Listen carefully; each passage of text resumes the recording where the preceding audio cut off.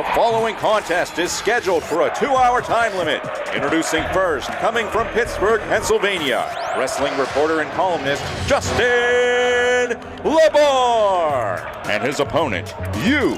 Call, tweet, email because you can go one-on-one with Justin LaBar in Wrestling Reality. Right now on Trib Live Radio. It's Wrestling Reality here on Trib Live Radio, one-on-one with me, Justin LaBar, presented to you by the Pub at Tonidale. We'll be back there next Monday the 1st. It is the Go Home Raw, as we will be less than a week away from WrestleMania. Next Monday, I'll be at the Pub at Tonidale. But first, we got to do this show that is 12 days from WrestleMania 29. And if you ask the marks, it's 12 days from John Cena going heel. Come on, man. Look. I'm in here. I'm fired up. We got Penguins game tonight. I'm drinking a Coke, not a Pepsi. We got multiple cameras in here. There is live streaming. You can go to sportstalk.triblive.com and you can watch everything that goes on in this studio if you'd like. Got to get that plug out there. I'm fired up here. We come off last night's Raw, which I have always said is the toughest Raw to book. It is the biggest risk. If you're writing a long storyline, a long build to WrestleMania, you know where you want to be for the go-home show. You know what the last thing is you want people to see before WrestleMania. That's next week. But then you get to that week before, which was last night, and you go, damn, we got nothing. And you got to try to fill it. So what happened? WWE, they overcompensated. They gave us a main event segment that began at approximately 10:45 p.m. Eastern Time. In fact, I think it was a few minutes earlier, but I'll round up to whole numbers. 10:45, and it did not go off the air till after 11:20. And what happened? Nothing. Well, one rock bottom, but we've seen that enough. No, they overcompensated. They wheeled the legends out there. Bret Hart, the American Dream, Booker T. You know it has to be a big segment because Mick Foley's actually not wearing sweatpants. He found a whole suit, so you know it's a big deal. Lawler's in there. Podiums are in there. Looks like a presidential debate. You got The Rock on one side. Can we see a urine sample, please? Good Lord. John Cena over on this side. And what? What happened? I'll tell you what happened.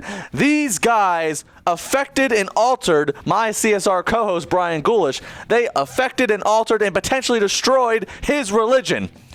I don't do the religion thing, just not my cup of tea, but Brian was giving up alcohol for Lent. And that segment, I have it on good sources, drove him to drinking. Because it was so unbearably long, he had to start doing a take-a-shot game just to keep his mind stimulated. People are telling me, LaBar, you're crazy. It was the best promo in their 2-year feud. No, it wasn't. Maybe when WWE production packages it into a 90-second reel, yeah, it'll look great.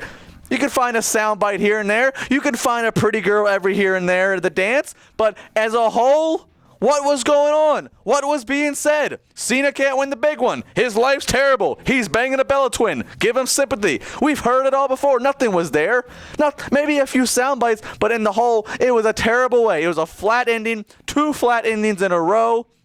And then we get to the Cena heel turn. If you're watching a live stream or if you're watching on YouTube, everybody's waiting for this. They're all waiting for WrestleMania. They're waiting for him just to zip on down and reveal the black and white. They're waiting for the big NWO third man, Hulk Hogan. He's the third man type of thing. It ain't gonna happen. John Cena's not turning heel, okay?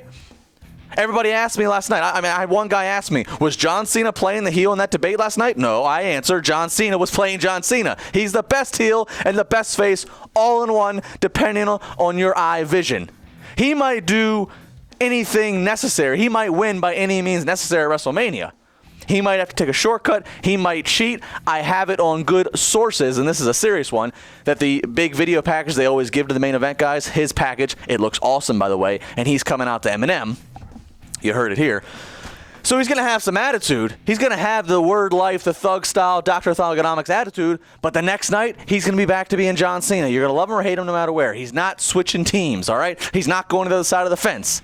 Stop with the heel one. That's why everybody thinks it was such a great segment, because he started to have aggression, and they thought, this is the he's going heel. This is it.